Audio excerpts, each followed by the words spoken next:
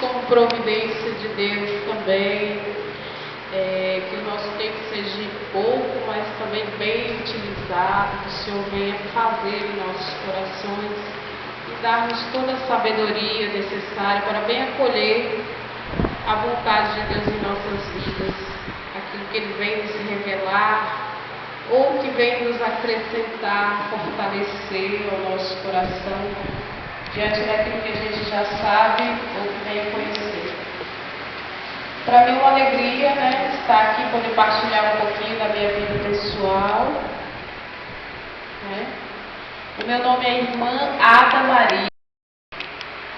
Eu sou natural da Bahia, Bom Jesus da Mata, interior da Bahia, bem já recôncavo mesmo da Bahia, bem próximo de Minas Gerais. Meu nome é Ada Maria mesmo, que viviu, e religião Irmã Ada Maria da Pobreza do Coração Eucarístico. Sou filha da pobreza do Santíssimo Sacramento. Eu tenho já tenho 9 anos, de vida dentro do meu Instituto de Vida Consagrada, de caminhada, e tenho 2 anos de profissão de voz. Vou começar falando um pouquinho sobre o que é a vida consagrada, depois eu vou seguir um pouco com o meu testemunho. Aliás, melhor começar por mim mesma, Eu tenho 35 anos, certo, de servir pela vida religiosa. A primeira vez que eu senti o chamado à vida consagrada, eu tinha 10 anos de idade. Porém, não correspondia adequadamente à voz de Deus. Então, caminhei a minha adolescência, a minha primeira adolescência normal, como todo jovem, sonhando, desejando, querendo, e fazendo muitas coisas. Mas daí, aos 20 anos, 10 anos depois, Nosso Senhor veio bater novamente na minha porta, no meu coração. E dessa forma mais forte, E sendo assim, eu resolvi corresponder. E mesmo assim, querendo corresponder da minha forma, eu comecei a querer, entender que eu tinha um chamado à vida consagrada. Eu comecei a desejar, a criar o estilo de vida consagrada que eu queria, Então, eu era muito tímida, ainda sou, e não gostava muito de falar, muito introvertida, não extrovertida. Então, a vida consagrada para mim era a vida contemplativa, lógico. Aquela que fica totalmente escondida, não precisa falar muito, Só que essa não era a vontade de Deus para mim. A vontade de Deus era outra. Então houve um processo de discernimento vocacional. Passei por um tempo por algumas congregações, E então, até que finalmente, eu já estava muito próximo, nessa última congregação que eu estava fazendo acompanhamento, eu já estava fazendo acompanhamento há 2 anos, eu estava muito próximo de abraçar aquele modo de vida. E então, eis que aconteceu um milagre na minha vida. Eu, andando pelas ruas, encontrei um irmão de rua que falou comigo. Ele não falou muitas coisas, o silêncio dele falou mais, e escutei a voz de Deus mudando a direção da minha vida.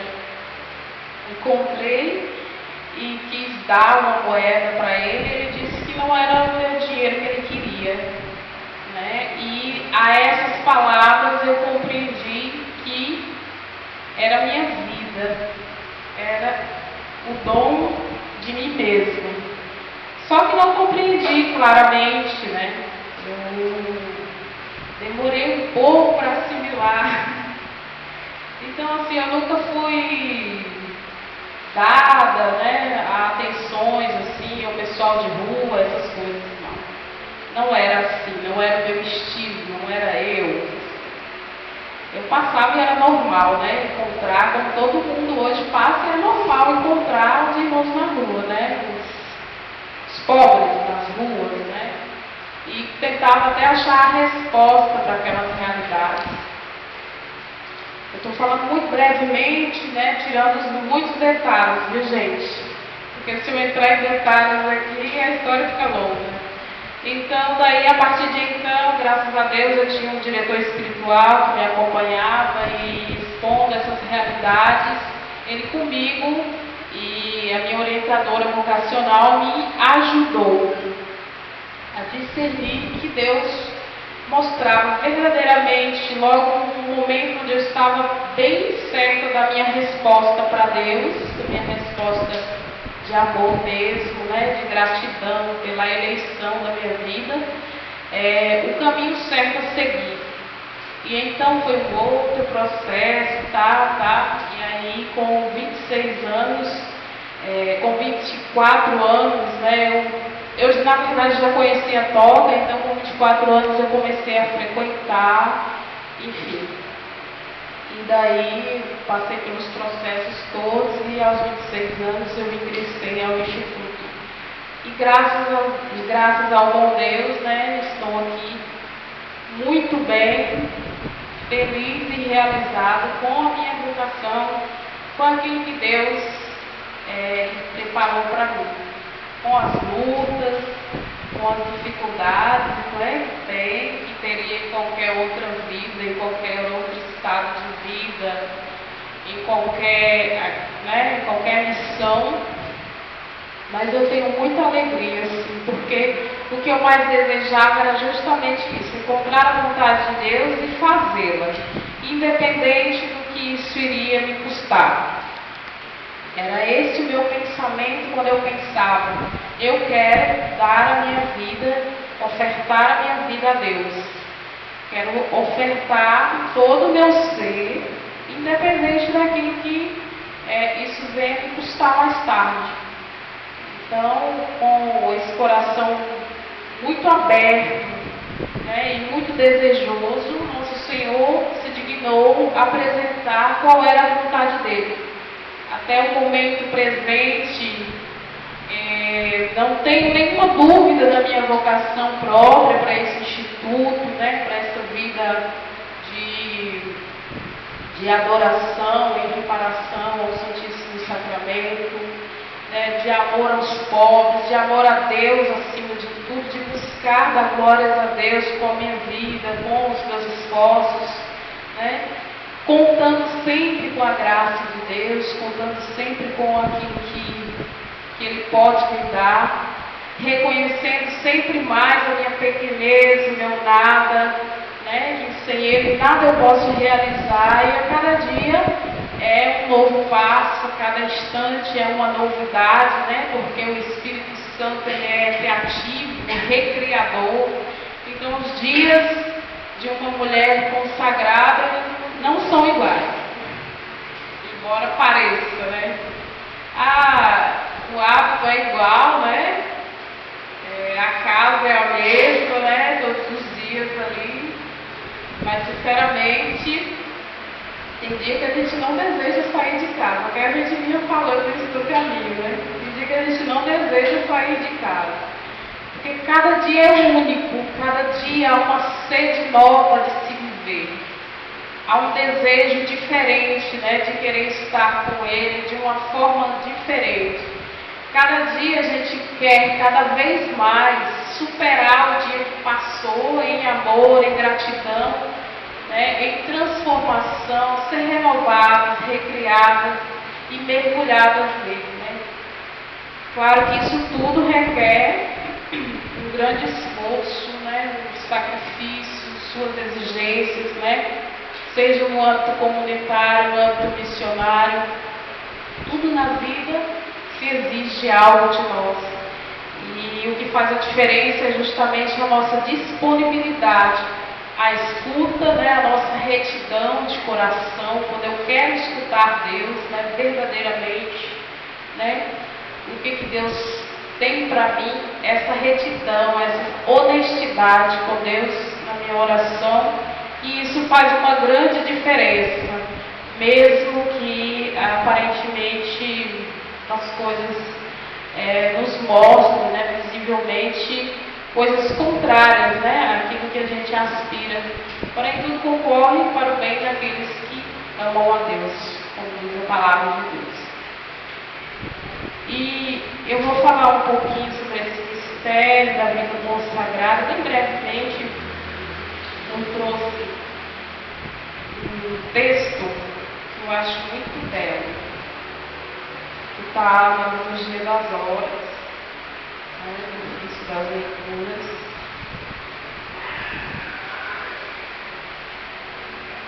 E eu particularmente gosto muito.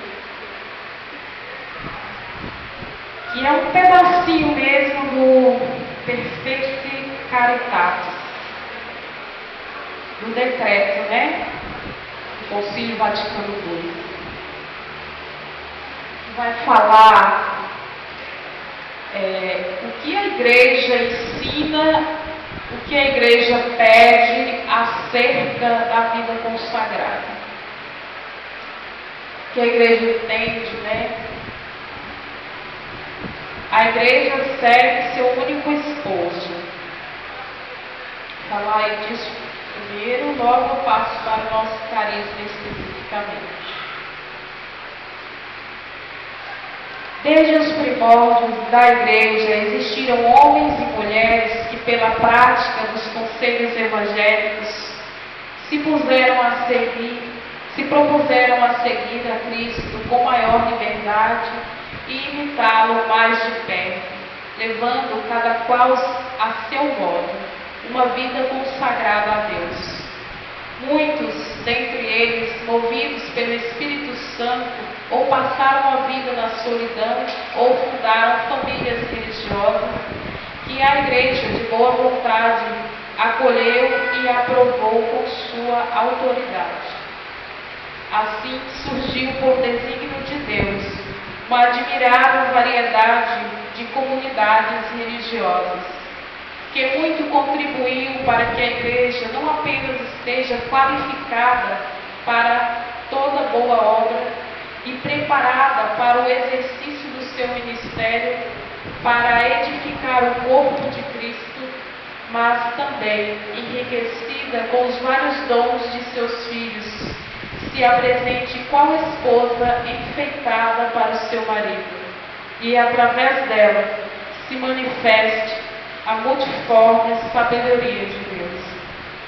Este texto ele já denota assim o que vem a ser, né, tantos carismas, tantas realidades na vida consagrada, tantos modos, essa criatividade do Espírito Santo, né, que temos dentro da nossa igreja, essa multiforme, esse colorido, né, que tem as várias faces, né, na vida consagrada.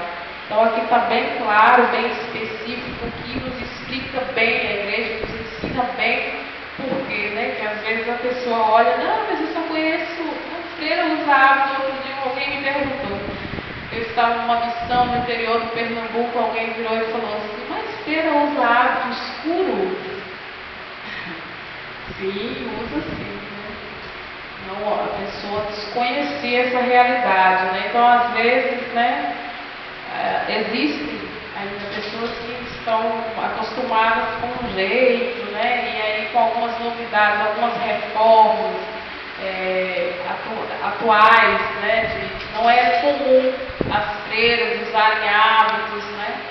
E aí quando aparece, as pessoas costumam perguntar.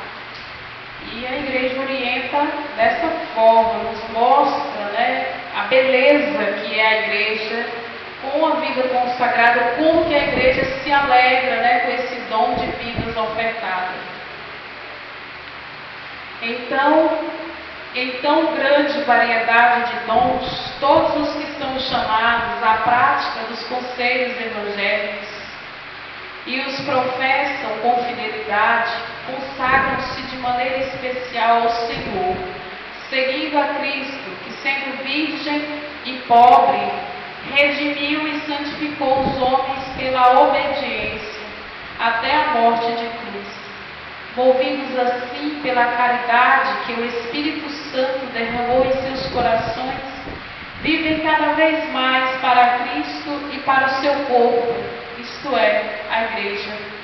Por conseguinte, quanto mais fervorosamente se unem a Cristo por essa doação de si mesmos, que abrange a vida toda, tanto mais se enriquece a vida da Igreja e mais vigorosamente fecundo se torna seu apostolado. Então, assim, a vida consagrada, a minha visão de vida consagrada é justamente essa atração por Cristo, mas não uma atração meramente da beleza, né? Mas uma atração de cruz, né?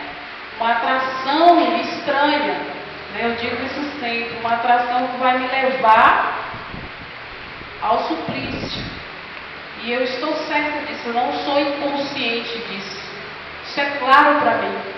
Mas isso me traz alegria, né? Me traz felicidade, porque eu também posso gerar vidas diante do grande mistério da ressurreição do Cristo, que morreu, que nasceu, viveu como um homem como eu, né?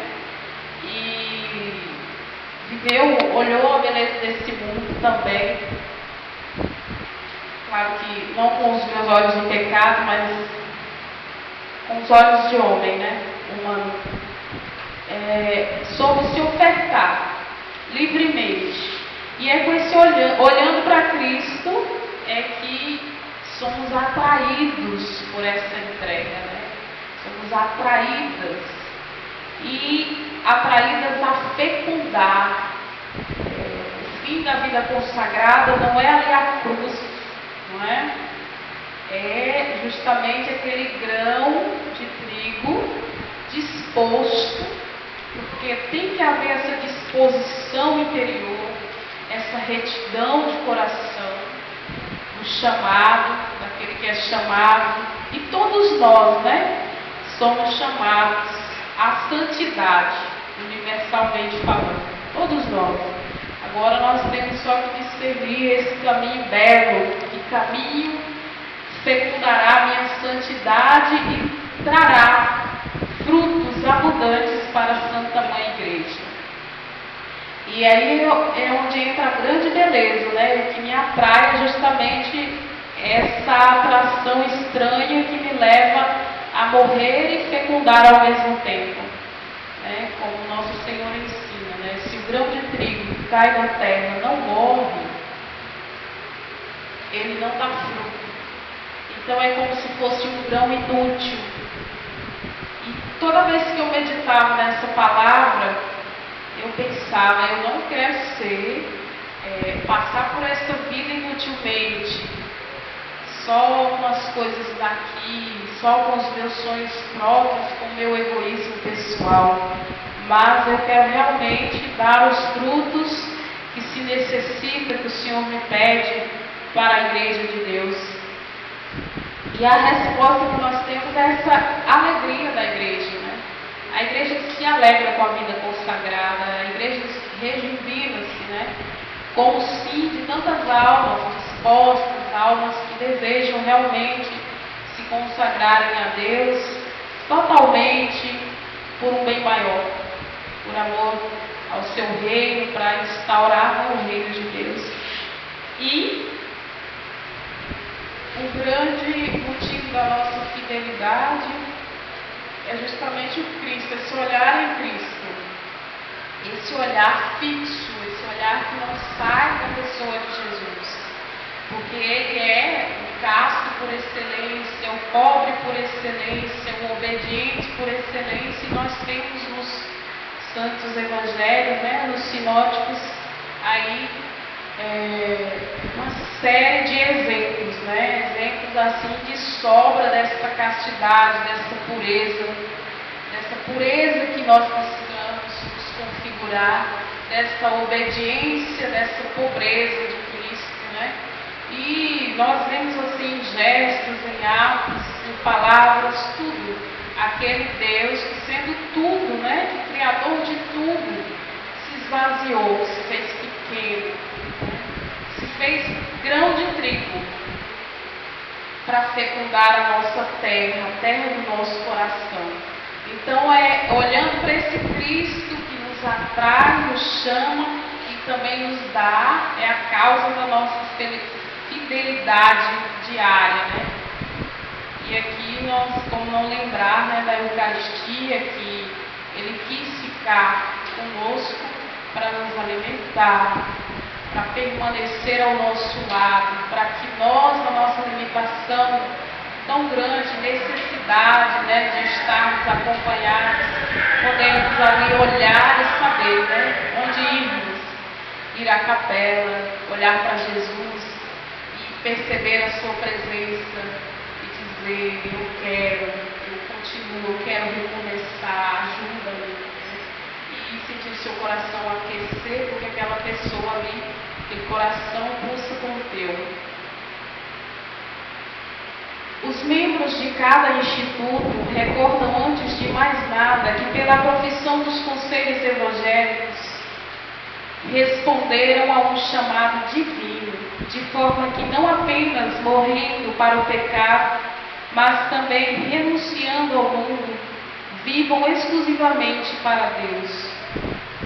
Colocaram toda a sua vida ao serviço de Deus, o que constitui uma consagração especial que está intimamente radicada na consagração do batismo e a exprime mais plenamente. Ou seja, o nosso chamado, né, que bem claramente ele é, em primeiríssimo lugar, uma ação divina, né? Uma ação poderosa de Deus. Ele é o que primeiro nos ama, ele é aquele que se adianta, né? O amor que sempre vai à frente, que antes que nós pensamos, né, como diz lá o Salmo 138, antes que haja palavras em nossos lábios, ele já nos conhece. Por quê? Porque ele nos criou, né? Nos criou no amor e já sabe perfeitamente quem somos e nos deseja. Então ele nos incita a fazer a sua vontade. Mesmo que nós tenhamos, né, aqui a nossa liberdade, a nosso favor, esse selo, né, da beleza de Deus, do amor gratuito de Deus, porque ele nos quer na gratuidade. Então ele nos chama, né? O chamado não vem de nós mesmos, né? Não somos capazes de produzir tão grandioso dom. Só correspondê-lo, e correspondê-lo com a graça de Deus, porque somos pequenos, né? Frágeis. Essa é a nossa verdade. E aqui nós vamos perceber, né, que esse chamado divino ele pode se tornar algo tão divino quanto humano, se assim nós podemos corresponder com a nossa humanidade consagrada. E isso já vem impresso em nós através do nosso batismo, né? A vida consagrada ela só é uma expressão, né, plena, assim, vamos dizer, algo mais visível daquela consagração batismal. Porque é um chamado à santidade, um chamado à radicalidade do Evangelho, né? Então todos nós somos chamados a isso. E dentro da vida consagrada, abre-se dentro da igreja um espaço para que pessoas possam se retirar e se dedicar exclusivamente a esse chamado batismal e exprimi-lo em meio aos demais cristãos. Os que professam os conselhos evangélicos, acima de tudo, busquem e amem a Deus, que primeiro nos amou, e procurem, em todas as circunstâncias, cultivar a vida escondida com Cristo em Deus, da qual deriva e recebe estímulo o amor do próximo para a salvação do mundo e a edificação da igreja. É também para a salvação do mundo e a edificação da igreja. é também esta caridade que anima e dirige a própria prática dos conselhos evangélicos.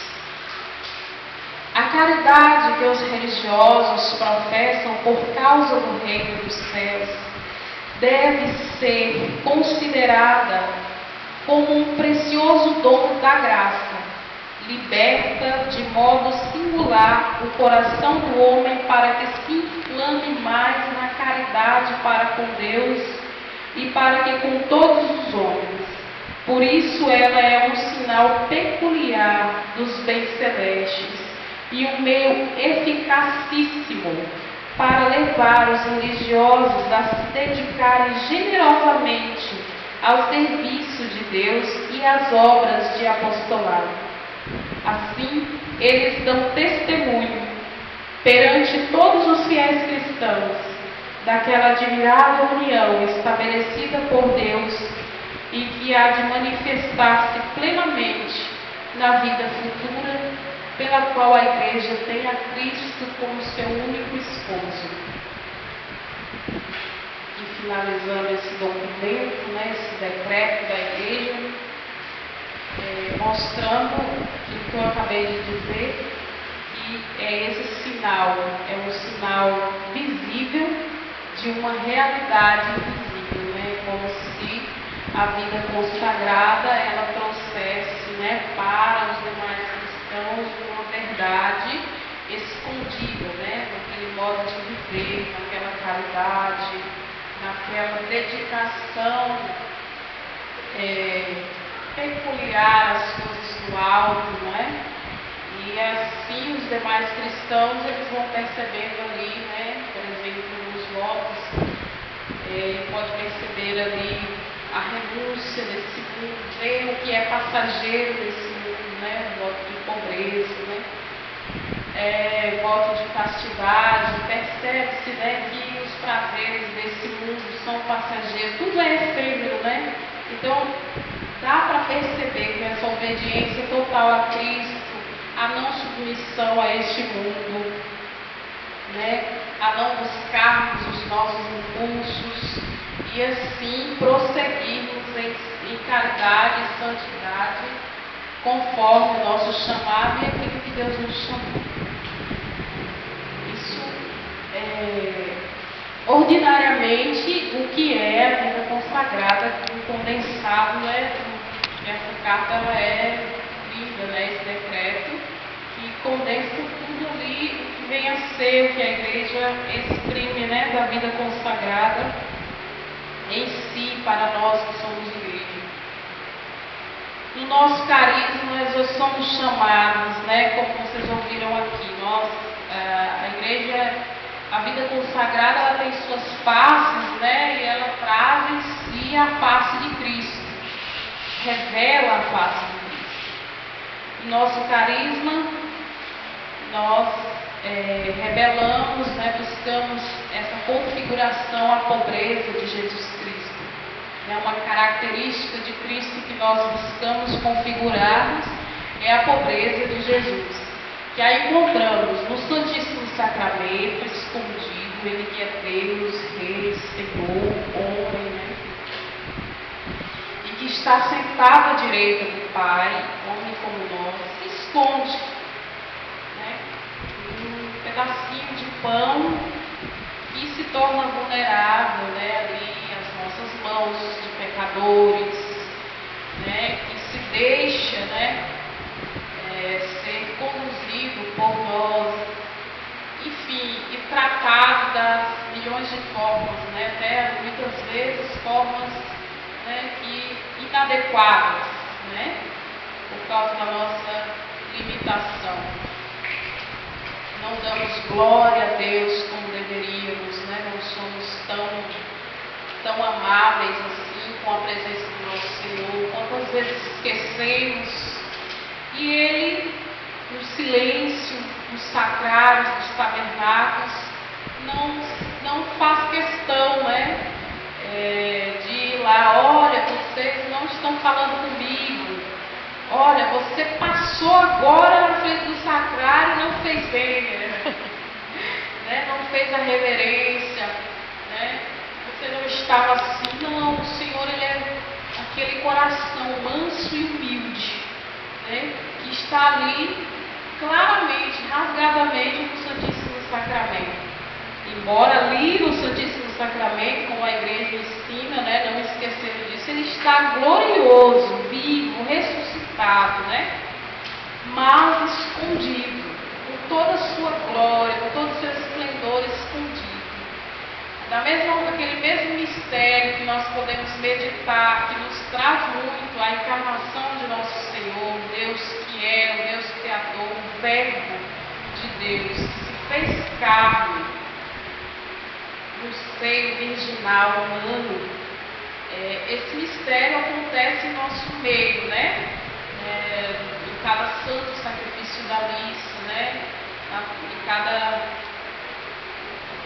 Cada vez que os sacerdotes, né, falam as palavras, né, e acontece a transubstanciação, esse milagre acontece em nossos altares de forma velada aos nossos olhos. Nós temos tanta necessidade de aparecer, de crescer, de buscar, de ser reconhecido, de ser amado, não é? Ele que é o digno de todas essas coisas se esconde, né?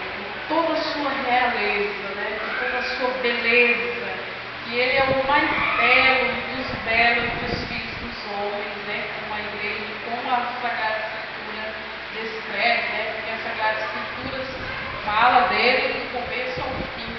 Ele que é esse belo dos belos, né? E hoje nós encontramos tanta gente preocupada meramente com a sua aparência. Eu mesmo já fui muito ocupado na minha aparência, muito, como fui, né?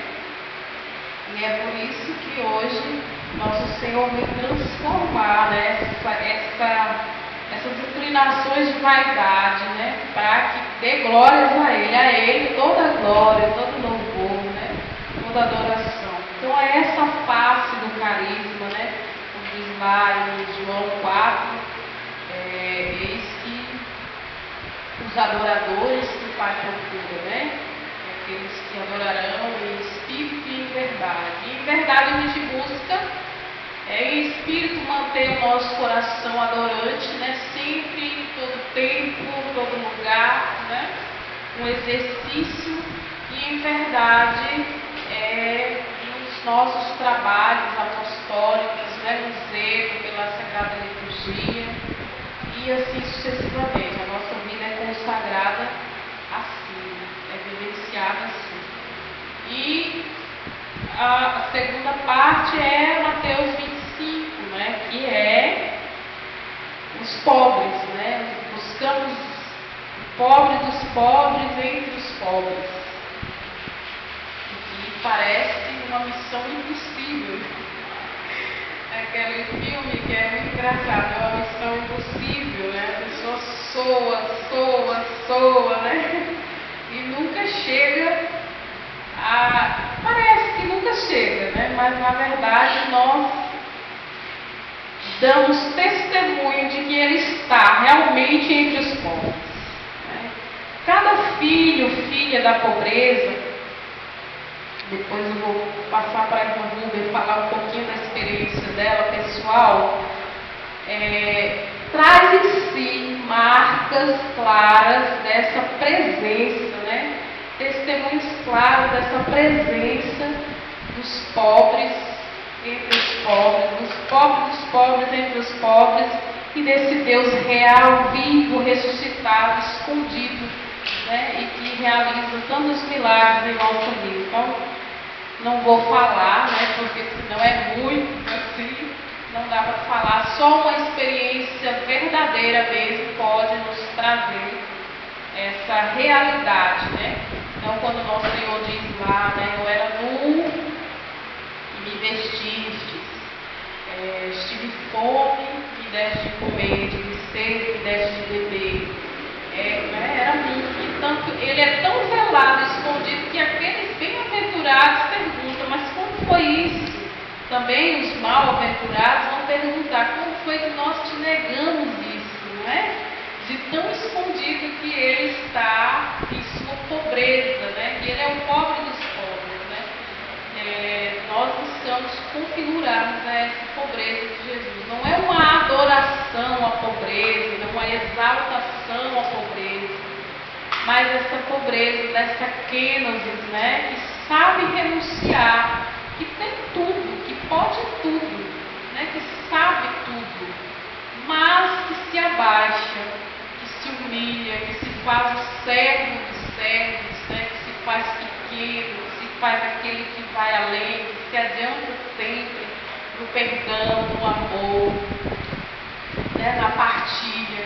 Então é essa pobreza, né? É essa pobreza da mansidão, né? Quando na verdade está ali os vendavais maiores do mundo inteiro dentro de nós, e nós permanecemos ali firmes e serenos, né? Nossa mansidão, de forma que nós não passamos para ninguém a nossa tempestade. Então essa beleza, essa pobreza, da santa pobreza que São Francisco tanto buscou, né? Existe até relatos, né, do matrimônio de Francisco, tem até o ícone, né, do matrimônio de Francisco com a santa pobreza, porque ele falava dela como uma mulher, né, da beleza, né, dela, assim. Era essa pobreza aí, né, que ele encontrou, conseguiu beijar um leproso. Imagine beijar um leproso que está ali na carne viva, né? Lá, qualquer um de nós, minha gente. Vamos dizer aqui, vamos ser honestos. Eu, até hoje, eu falo a verdade, não sei até onde eu iria, né? Tem que ser uma graça divina, uma graça muito grande, né? Então, assim, nós temos que ser coerentes, né, com a nossa verdade, e aí perceber esse Cristo pobre, aniquilado, pequeno, né, entre os mais pobres, né? Não é que os mendigos de rua Jesus, né, essa coisa de, mas a transcendência e encontrar, né, nem todos. Tem muitos que nos tiram muita paciência. Oh, como tira! Mas ali está o nosso ministério de exercer a nossa pobreza, né?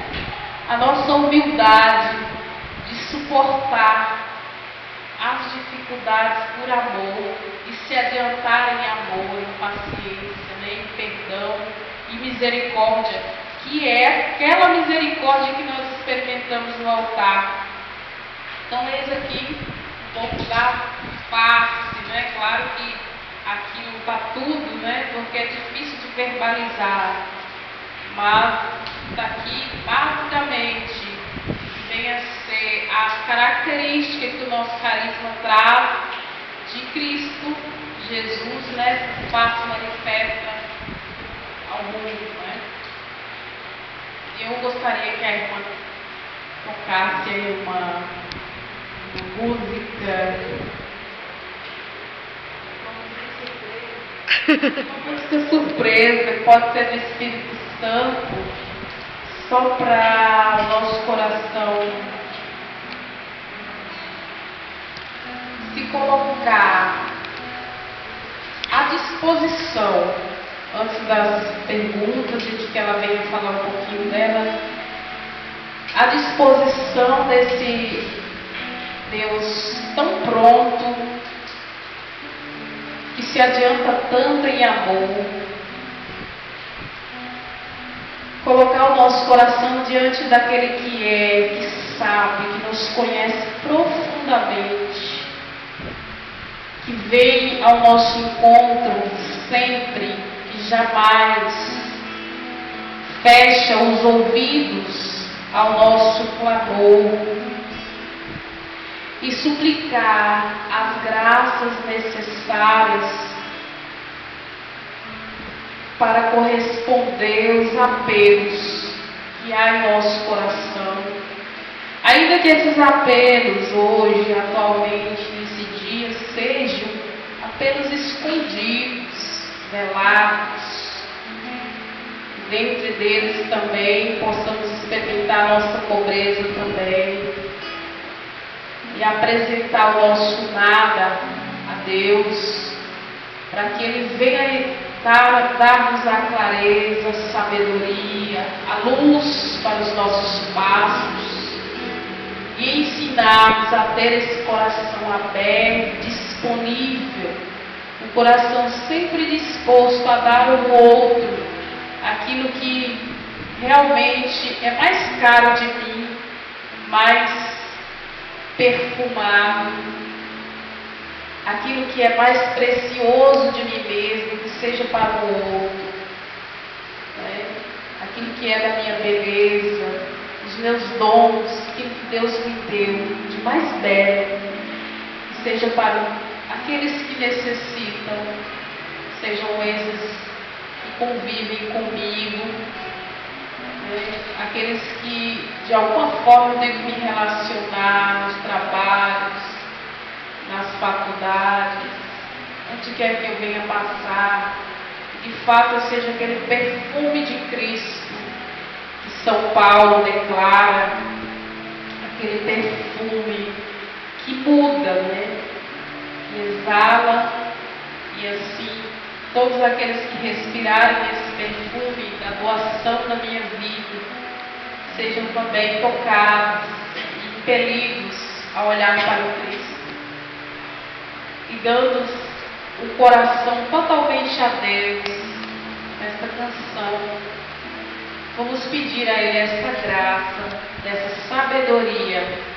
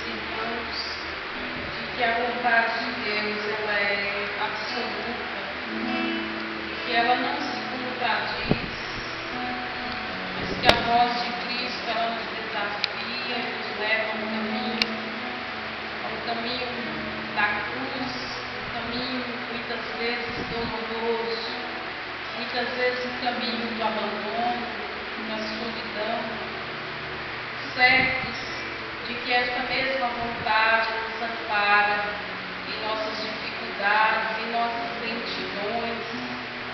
Abandonemos o nosso coração a essa bondade infinita e misericordiosa que está sempre pronta a nos acolher da forma que estamos e da forma que queremos estar.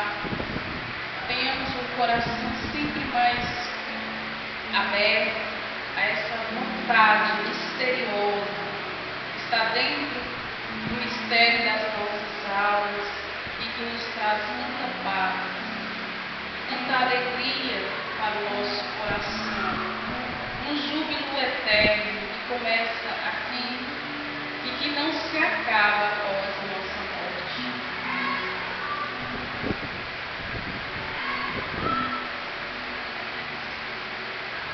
Amém? Agora vocês podem perguntar alguma coisa, se for alguma dúvida. Se eu puder ajudar, eu hei de responder.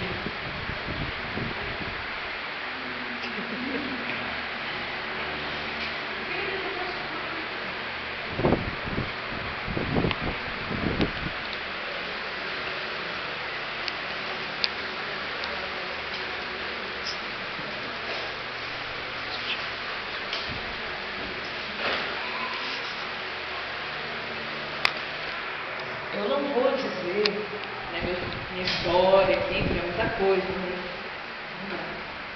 Eu sou da cidade do Rio de Janeiro, né? Sou de uma capital.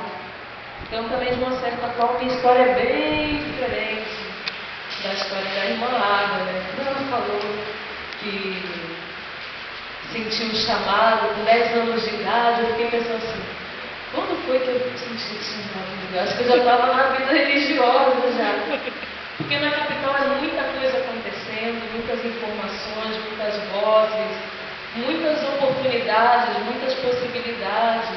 E também o contexto da minha cidade, que também é diferente daqui, que é uma capital, também é um lugar diferente. Só fazendo uma pontuaçãozinha, né?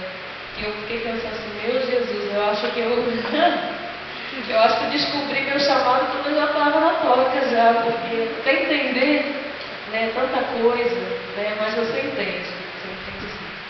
E eu não vou dizer assim a minha história aqui, falar da minha história, mas eu vou falar de uma coisa, de um ponto também muito forte da vida consagrada que até mesmo no retiro de renovação foi me despertado de uma forma diferente. Um dos chamados de quem vive a vida consagrada é o chamado a ser irmão. Não ser irmão Freira, não ser irmã Rúbia, não ser irmã Ada, mas sermos irmãos, vivermos como irmãos, viver como Cristo viveu. Então é até interessante que num retiro meu de renovação de votos, um frei franciscano, frei José Carlos Pedroso, ele perguntou para a gente o que seria, no nosso entendimento, um grande, assim, uma imagem vocacional, assim, né? Que para você seria uma grande imagem vocacional. E a gente falou várias coisas, né, relacionadas ao nosso carisma. Uma irmã cuidando do pobre, uma irmã adorando, uma irmã não sei o quê, falando coisas do nosso dia a dia, rezando, na oração pessoal. Aí ele falou assim, isso tudo é muito importante, né? Mas isso tudo é um serviço, é um apostolado, né? É uma coisa que eu faço que faz parte do que eu sou, mas existe algo que eu sou também, né? Ele falou assim, você quer chamar muita vocação para o seu instituto, seja lá, né? Ele deu um exemplo assim, coloca duas irmãs abraçadas rindo, né? Rindo do quê? Não sei. Né? Coloca essas duas irmãs abraçadas, olhando para a foto assim, rindo. Por que ele falou isso? Né? Porque ele disse que a vida consagrada, por mais que a gente, quem é consagrado, por mais que não pense nisso o tempo todo e não pensamos, você tem um grande chamado de ser irmão, um grande chamado à fraternidade. E o seu fim último vai ser irmão, vai ser irmão de todo mundo. Né? Então ele colocou isso porque isso é um grande desejo que existe naquele que é chamado a ser consagrado. E outra coisa também que ele comentou desse grande desejo, e que depois fui meditando também ao longo dos tempos da minha vida, eu acredito também que um grande chamado do consagrado é ser amigo. Nós somos convidados a ser amigos de quem? De todos. Né? Daqueles que eu tenho afinidade, daqueles com quem eu convivo, minha comunidade religiosa, que muitas vezes não tenho afinidade, às vezes tenho até dificuldade, com as pessoas que eu encontro na rua, entre aqueles que eu sou chamada a viver apostolado, os pobres, entre aqueles que eu nunca vi na minha vida e encontro. Né? Então, por que também isso? Né? Até a irmã fez uma ponte, né, que ela falou do grão de trigo que morre. Na vida consagrada, sim, somos chamados a uma morte. Né? Mas eu lembrei também daquela passagem que Jesus disse, né? Não há maior amor do que aquele que dá a vida por seu amigo. Né? E isso é fato. E de uma certa forma, os grandes amigos da humanidade são os consagrados. Eles dão a vida por pessoas que não conhecem, rezam por pessoas que não conhecem, que talvez nunca vão ver na vida, nunca vão encontrar, num desejo de amizade, um desejo de salvar. Algo que não é também explicável, você precisaria fazer um estudo só sobre isso, né? Mas são pontos existentes, né? Pontos fortes da vida consagrada, seja masculina ou feminina, né? São pontos fortes. E aí, essas duas coisas, né? Essas duas partes que me chamam a atenção, que me fazem questionar, que também me chamam a viver. Não vou dizer que vivo perfeitamente, plenamente, mas me sinto realizada quando vivo, quando consigo viver, e me sinto atraída a viver. Né? E uma última coisa que eu tinha pensado, que eu esqueci, que era... outra coisa, lembrei, a última coisa que eu queria dizer. Quando nós temos o costume costume não, é fato, né? Quando eu encontro a minha vocação, eu sou feliz. Né? Eu vou ser feliz, vou me realizar. Aí você pode chegar e falar para mim, mas eu já sou feliz já, irmã, do jeito que eu sou. Né? Essa felicidade que eu tenho para mim já é suficiente. Assim, você já é feliz, que bom. Mas se você encontrar a sua vocação, você vai ser muito mais feliz. De uma forma que você não pode nem imaginar. Tem uma felicidade de Deus preparada para cada um de nós, que a gente não é capaz de compreender. Né? Já está bom minha vida, já estudo, já sou formada nisso, eu tinha planos, né? Começo, meio e fim, eu vou ser isso, aquilo outro. Esses meus planos saíram do desejo do meu interior? Não. Mas eu encontrei realizações maiores.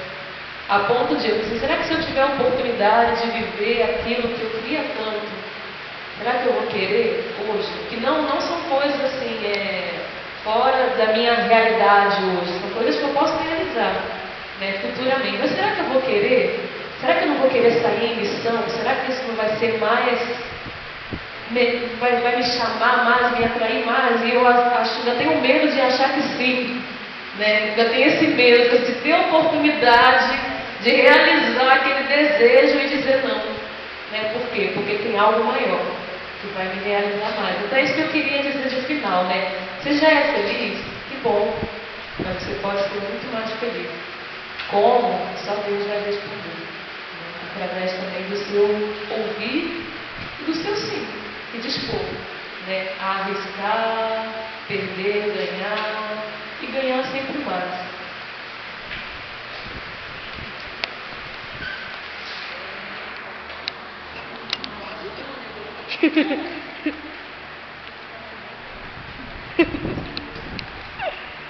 Vai falar. Eu queria entender o que é a toca em si. Assim, é um instituto, é uma comunidade? Porque o nome é Fraternidade Toca de Assis, né? E o que significa isso? Assim?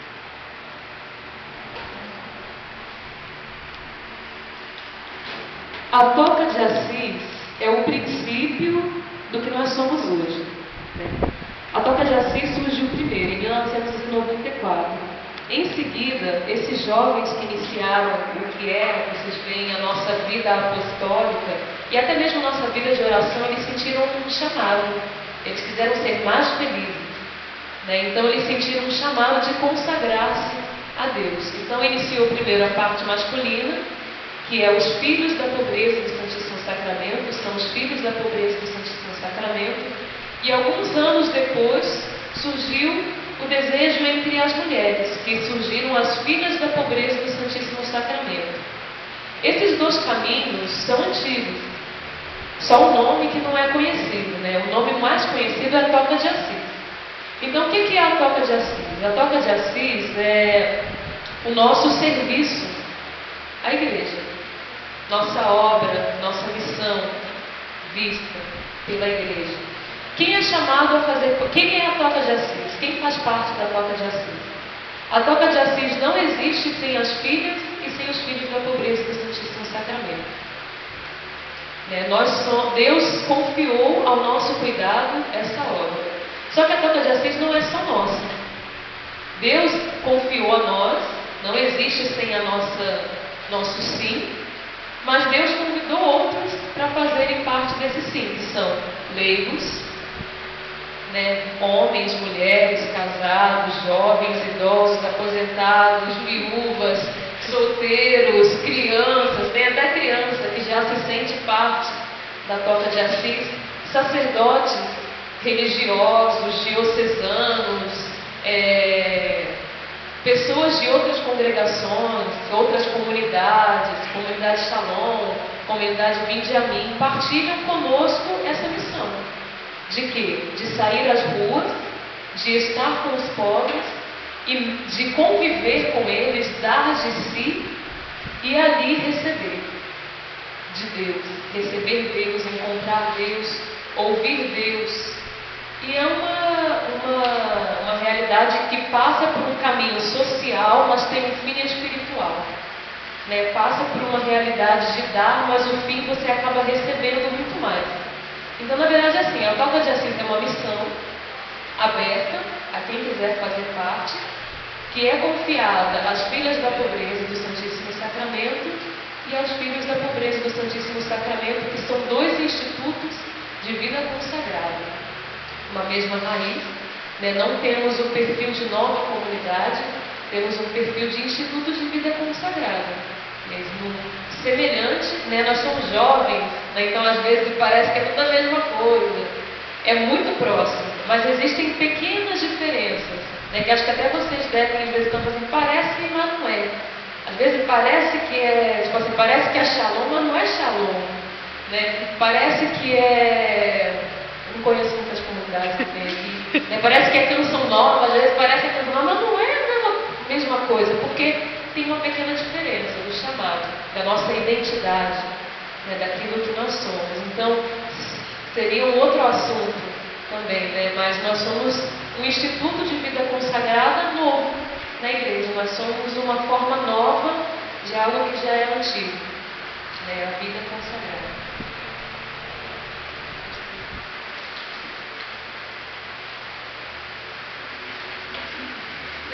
Nem perguntei, era você. Calma,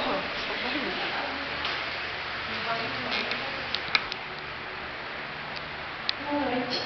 Eu queria perguntar, agora você não falou melhores de música, mas poderia como foi para os familiares de vocês, assim, quando vocês entraram, né, se consagraram?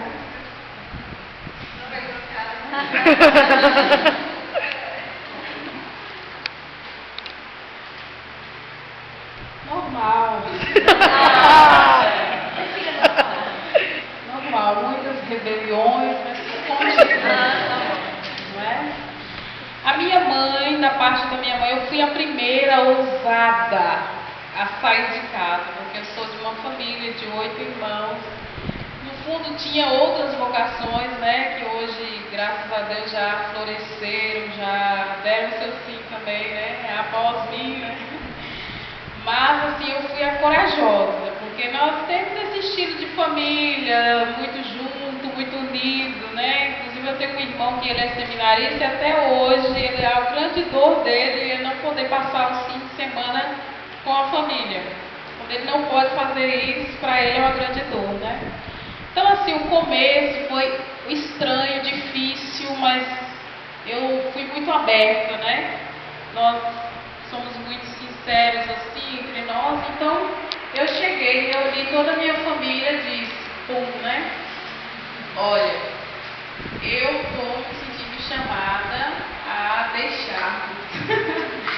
Né? Porque tinha aquela fantasia, né? Nós todos vamos ficar aqui, veremos felizes para sempre, né? Agregaremos alguns e continuaremos aqui, né? Mas não era esses os planos de Deus. Então, houve muita dificuldade. Minha mãe é a única mulher sensata da casa, né? Porque ela é uma mulher de oração, Então, ela simplesmente olhou para mim e disse assim, minha filha, porque eu procurei saber, né? O que vocês acham? Eu quero ouvir, né? Para mim não ser enganada, sair daqui enganada. Então, minha mãe falou, olha, eu não posso nunca ir contra a vontade de Deus na sua vida. Eu acredito que é vontade de Deus. Não posso. Eu sou humano, né? Sou uma pessoa. Meu pai, ele falou, eu não concordo. Não acho que, né, você é muito inteligente, não sei o quê, mas se é o que você quer, mas assim que você quiser voltar, as portas estão abertas, né? E aí a família dividiu, né? Até hoje eu tenho um irmão que mal fala comigo, porque ele é resistente a essa realidade, né? Então ele, né, meio que falou assim, não, isso não precisa, ele não aceita, não é? Ele diz assim, eu acho que para servir a Deus não precisa deixar os irmãos. Mas é aquilo que a irmã falou, deixareis, né, vossos pais, mas tereis muitos filhos, né? Ou seja, deixo uns para ser de outros, né? Sem deixar de ser o que eu sou, né? Filha daquela minha família, não é? Então, assim, aí se dividiu. Uns irmãos, os que estavam se sentindo chamados, opa, é isso mesmo, é isso mesmo, eu apoio, eu acho que os outros também deveriam apoiar, porque lá em casa a gente sempre tem um conselhozinho, né? Então, aí tá, depois um ano depois, aí começaram a sair também de casa, né? Então eu fui entendendo os apoios. E os outros, né, até hoje ainda são um pouco resistentes, né? Assim, eles, na verdade, eles acolheram, aceitaram, mas assim, acolheram, né? Tiveram que aceitar a situação, mas assim, aceitar mesmo a vocação, entender, nem eu exijo esse entendimento deles, né? Porque o chamado é meu, e só quem é chamado entende que tem um chamado divino, né? E que há essa felicidade que a irmã acabou de expor, que há essa alegria que em nenhum outro lugar, por mais que você tenha todo o dinheiro do mundo, todas as realizações pessoais, né? Todos os sonhos de consumo consumados em suas mãos, não traz essa alegria, né? Então essa alegria ela é indizível, verdadeiramente. Então só quem experimenta pode dizer isso e entender. Então eu não exijo isso da minha família, que eles venham a entender, né? Mas aceitam na medida do possível, assim. E isso é normal. Isso não é anormal.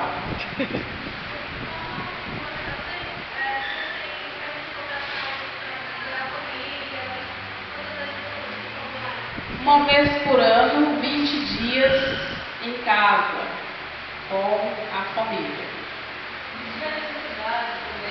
Se houver necessidades, em caso de doenças, casamentos, né, festas feriadas, formatura, consagração, agora vou a perpetuação da minha irmã, né, os votos perpétuos dela. Então, assim,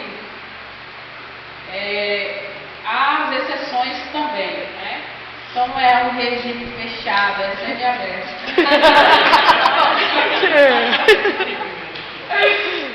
Certo?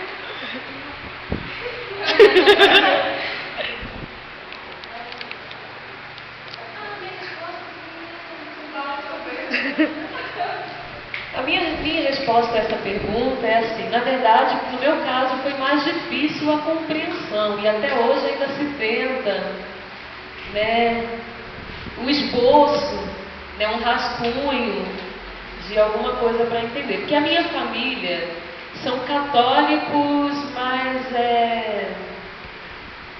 católico não praticante ou católico, não sei nem que nome dá, né? Mas assim, é católico por tradição, acho que essa é uma boa. Tipo assim, chegou a idade de fazer a primeira comunhão, põe a criança lá. Aí a criança faz a primeira comunhão. Aí você passa dos 10 até os 15 anos fora da igreja, aí faz 15 anos, assim, é a idade de fazer o crisma. Vai lá fazer o crisma, você vai lá e faz o crisma. Aí numa dessas acabou que eu fiquei. Eu não achava que eu fosse ficar, acabei ficando. E aí fui caminhando tudo, mas a minha família mesmo não é não vivem não tem uma vivência da doutrina da igreja. Eu não vou dizer que não tem fé, não vou dizer que não são pessoas que não têm fé. Né? A fé é algo muito incompreensível, né? Para você dizer tem ou não tem, muito grande, né? Para você dizer tem ou não tem, mas não praticam a doutrina da igreja, não conhecem a doutrina da igreja.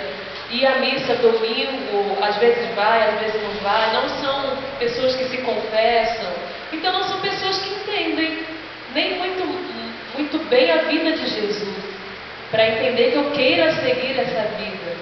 Né? Então houve muita resistência, mas tem que ser nesse lugar, não poderia ser em outro lugar, onde você vai sempre estudar, né? Não sei o quê, aqueles projetos, e cumprir os planos que eles traçaram, pelo menos em alguma coisa. Né? Não dá para ser em outro lugar, você pode ajudar, você trabalha e doa o seu dinheiro, e não sei o quê, você pode se formar e não sei o quê, e doar serviço voluntário, muitas possibilidades, mas nenhuma correspondente àquilo que me atraía, né? Que eu também nem sabia o que era, como eu falei antes, né? Uma atração, então eu fui entender depois o que era, né? Dentro, mais o que era, mas até hoje ainda existe a princípio foi uma não compreensão até agressiva, né? No sentido de reações agressivas, de polícia, de não sei o quê, de várias coisas, vários movimentos, né?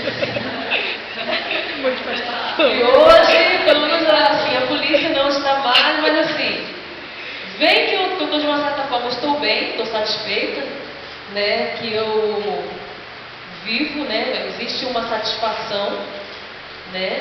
E que por enquanto tá bom, mas toda vez fica aquela coisa, quando quiser, né, a gente está aqui, quando você cansar dessa vida, né, que a gente não sabe, né, daqui 10 anos, o que pode acontecer, você não sabe, né, você vai ficar aí para sempre, não sei o quê, né, aí todo ano também, um ano minha mãe pegou e falou assim, né, eu coloquei um currículo para o seu irmão no emprego, ele conseguiu um emprego, não sei o que lá, né. Quer que eu coloque um para você também? Eu não respondi a pergunta. Mas assim, existe uma esperança, né, por uma falta de compreensão e não digo que essa falta de compreensão é uma falta de amor, não digo que essa falta de compreensão é uma falta de apoio. Hoje eu percebo bem que é uma não compreensão até mesmo da vida de Jesus, né? São pessoas que não conhecem, né? Então o que vão conhecendo é a partir de mim, aos poucos, e o que Deus quiser que conheça, né? Afinal de contas, a quem menos for dado, menos será cobrado, né? Então o caso é meu, né? Fui eu que fui chamada da mais, né? Não eles. Então assim, existe uma resistência até hoje, de uma certa forma, cada vez que eu vou de férias, mas com o passar do tempo, eles vão compreendendo em pequenas doses, um pouquinho mais, mas não aceitam. Se for dizer que aceita, é mentira, né, mesmo depois desse tempo de 10 anos, não aceita. Né, não é aceitável. Não é aprovado, não está aprovado. Tá bom.